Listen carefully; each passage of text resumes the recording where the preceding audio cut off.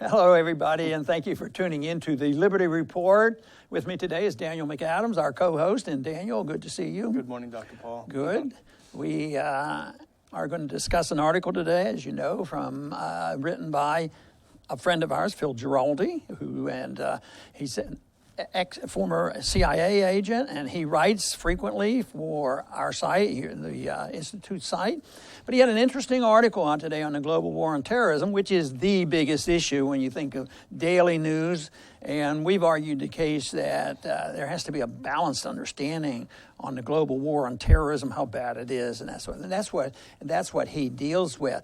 Now, even in this article, he suggested, one of the problems is that it's hard for everybody to understand or believe what terrorism is, and they make it whatever they want it to be.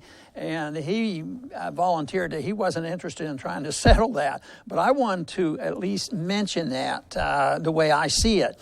And because in the conventional way, the American press and the American government always want to limit terrorism to the deliberate killing by angry people of civilians to make a point. Mm-hmm. And that is pretty vicious, just to go out and kill people to try to make a point. But there is something I look at a little bit different than deliberately killing them, but something terroristic. And that is trying to change a political system in another country far away with the use of bombs and drones and killing people, and then saying, well, when civilians die, they didn't die, that was collateral damage, and they hide from it, but it's still pretty darn close to terrorism for them. It's terrorism. But what about the general term terror? It existed before we started fighting these wars in the Middle East. Terror, to me, is any one of us can suffer from terror. If somebody comes into a house with a rifle and starts shooting up and taking your kids, that is terror. But I think that's generally, the way I look at that. But I think what I'm trying to get away from is saying it's not terrorism unless it was done deliberately to kill civilians, which is a horror. But I think some of these other things aren't so nice either. And Phil took a couple articles and reviewed these and gave us some statistics that I think both are new and enlightening, but also supports the position that we've held. Sure, certainly you can be terrorized with the idea that a drone might be overhead without actually being a victim of the crime. But, Phil essentially is taking a look at the U.S. war on terror, and he's saying, how is it going? How are we doing? And he cites two reports. And one is the State Department's annual country reports on terror, and the other is a global terrorism index. And he makes the point that the State Department's report is kind of self-serving. It does follow U.S. foreign policy, so therefore its analysis of terrorism in Afghanistan implicitly makes a case for us to remain in Afghanistan. And he talks about the foreign governments, not about the American government. Yeah, exactly. But the other point that he makes is that I think in 93% of the places where terrorism happens, 93% of the countries it happens, they are countries where there is extreme instability and a very repressive government. And another factor is U.S. involvement. The U.S. involved. So we have the number one places for terrorism in the world in 2015, Syria, Iraq, Somalia. The U.S. is heavily involved in all three places, and also Nigeria and Pakistan, where the U.S. is definitely involved to a slightly lesser degree. So there's another factor there. And here's another point that's interesting. In less than 0.5% of the cases of terrorism occur in countries with no internal or external difficulties. And that, to me, puts the lie completely to the idea that they attack us because we're free. Well, he doesn't hide his convictions. He does not believe we're winning the war on terrorism, but it's not nearly as dangerous as most people think.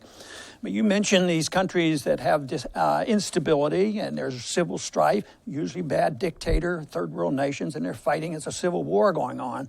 And his statistics show that when we go in, things get worse. So if we have localized areas that are fighting in civil strife in these countries, that going in and participating in this, makes things worse and incites people to do more harm. But, most people in this country, especially the neocons, would never, consider that we have a contributing part to this problem that we have. But the other thing, too, is how extreme is it? When he mentions a few statistics, one that he didn't re-mention this, that one that we've used is that after 9/11, in a 15-year period, there were 94 Americans killed on this soil. But I think he said that during this period of time going on right now, in 2015, I believe 19 Americans were killed. But we were over there. We were in there. We invited ourselves in to get involved in these internal squabbles, and so it's there's been so many comparisons to the danger of terrorism in this country compared to anything from automobile accidents to lightning or anything else, and it's minuscule. And when you look at the money being spent, I mean, the people are now, I'll use this word loosely, the people are terrorized by the potential terror, so that anything they say, you have to be, a really hawk, or what do? You say, you're soft on, it used to be soft on communism if you wanted to talk with somebody. Now, this is soft on terrorism. No, I think it's very tough on terrorism by exposing them for what they are and how we might be able to stop it. It might be taking things a little bit too far, but you can't say that the neocons don't have something to benefit from terrorism going on. They're the ones that populate the think tanks that depend on new studies about terrorism. A lot of them are the ones that work in the military-industrial complex or are supported by the military-industrial complex, where billions of dollars change hands and keep them living a very comfortable lifestyle, let's put it that way. So what would happen tomorrow if this global war on terrorism ended? They'd probably have to get real jobs. Yeah, that's for sure. A lot of self-interest there. He came up with a statistic. He says this global war on terrorism, especially us going into these countries and fighting, he didn't segregate this number, but he said that war that we participate in has killed 1.3 million people. And the way I see that number is, it isn't that we alone, just bombed 1.3 million people and killed them. It was probably the battles back and forth. But we had all the firepower, so that's a lot of people. Then he talks about the cost. He put it in billions of dollars. But I don't know why we can't start to, emphasizing, if you look at all the wars going on, if it's responsible for that intervention that we went over there to always, go after the terrorists, it's probably into the trillions. Yeah, it has to be. And think of the American lives lost. When you add up the contractors and all the wars going on and all the people suffering from, who have been killed by terrorist bombings and things, it's over 10,000 people, Americans. The other point that he makes, it may sound more controversial than it really is. He talks about the State Department report designates countries as state sponsors of terrorism, and that includes Syria, Iran, and I'm forgetting the third one, Nigeria, or I believe Sudan, actually. But he makes a point which is somewhat controversial, that many would include the U.S. government in that list of state sponsors of terrorism. Now, to American ears, that sounds horrible. But he points out the U.S. claims authority to go after targets that it designates as terrorists anywhere, in any country, at any time. Here's another point. We've made this in a previous show. The Huffington Post last year had a piece where nearly 90% of those killed by drone strikes are not the intended target. So take those two things together, and that terrorizes people. Excuse me, say that again. What percent? Nearly 90% are not the targets, not the intended targets. Yeah. So there may be other bad guys, but it's not the one they wanted. And then the other one is that the U.S. sends weapons to places where it knows they will get into the hands of terrorists. We have many, many years of evidence in Syria, for example, that the moderates get the weapons and then they go to the extremists. And then the Americans still send them. Obama just signed a waiver to put in more. So when you know that your weapons are going to go to terrorists and you still send them anyway, that almost makes you a de facto state sponsor. That's what we claim that Iran does by sponsoring Hezbollah. So where it may sound a stretch, I could see how people overseas would see this as a state sponsorship. And this article feels pretty explicit that it's a failure. And of course, we've taken that position for a long time in unnecessary. But what you talk about us going in there, that's the expression of a policy of George Bush, because he said we have the moral authority, of course the constitutional authority, and we must go, and we must not just be defensive. We can't wait until they come here. We have to go there, and he's saying that we have to commit to a policy of aggression, is the way I see it. Because some of these countries, I mean, there was a little bit of different argument after 9/11, even though that was blowback as far as I'm concerned. But I think this whole moral attitude of having this principle that we can start wars and aggress. American people, this is risky talking about this. They say, well, you don't care about America. Well, maybe we care more about enough that we want to say this and get the truth out. But foreigners know differently, especially the people in the Middle East and around the world that have been involved, and it's such a mess.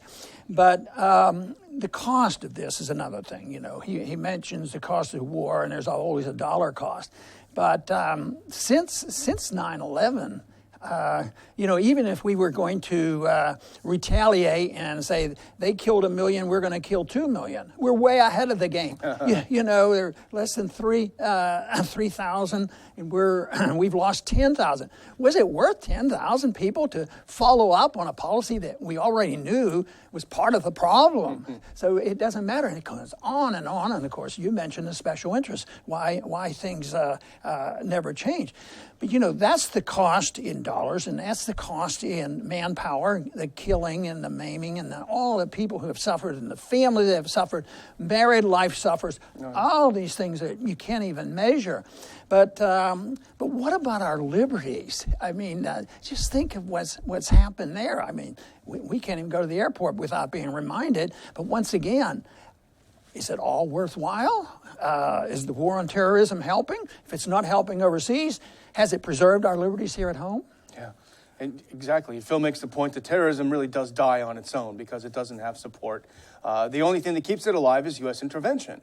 And so in a way, if we just left things alone, what would happen to all the TSAs, to the surveillance of our emails and all of these things? Well, if you leave it alone in these countries that are third world nations and they have civil strife and people are rebelling against their leaders because the leaders are bad leaders, if you just allowed that to be taken care of there in that neighborhood especially, but to, eventually it would work its way out. And they say, well, that's not humanitarian. We have this humanitarian desire and instinct, and that's what made America great, and we have this obligation. That is so misleading. So often, when things are done in government, when it's for humanitarian reasons, people should perk up their antennas and start listening, finding out whose humanitarian interests are being served. And it's usually not the people. And we have suffered in this country from the loss of liberty. And one thing that really bothers me is we get involved like this. We shouldn't be doing it. It's very, very dangerous. And then we convince these 18 and 20 and 25-year-old young Americans that you have to go and risk your life and maybe get killed because we want you to defend liberty and we want you to defend our Constitution. Nothing could be further from the reality of the situation, because if you're fighting an aggressive war, you're flaunting the Constitution and you're flaunting our liberties at home. And just think of all the things that we have lost here. We have essentially no privacy. And it really is a threat to us now when big corporations that are dealing with social media and all are in collaboration with big government, that they help tell government wherever we are and whatever we do, every nickel we spend. And I don't doubt for a minute that our country is moving, like other countries have already started, toward a cashless society. They don't want you to have one nickel in your pocket. And you see some major countries already going in that direction. It's all this atmosphere where liberty has been so suppressed. And it comes from one sentence of capitulation that I heard often after 9/11. We should give up some of our freedoms to be safe. Yeah. You heard it in the office. Why can't we give up our freedoms, a little bit of our freedom? But it's the principle that counts. If you give up a little bit, generally what happens is you lose it all. Yeah, the final thing, if they could point to one success where they had gone in and intervened and the country came out of it looking like Switzerland or even, a mild Latin American country, that would be something we would have to be a little circumspect in our criticism. But they can't point to a single success where they've made things better. They've had some temporary successes. We've had 4 of them in Iraq. Oh, now we're successful. Oh, that didn't work because we didn't kill enough. Send it back in the troops. Right now, they're sending more troops in. Yes. So it's going to be very interesting and very important to find out what kind of foreign policy we're going to have here in the future. Because in one sense, we're hopeful. In the other sense, it doesn't sound like the new administration is going to be soft on terrorism. But you don't have to be soft on terrorism. You have to be tough on principles and know what you're doing and really tough on defending America and American liberties. I want to thank everybody for tuning in today to the Liberty Report, and please come back soon.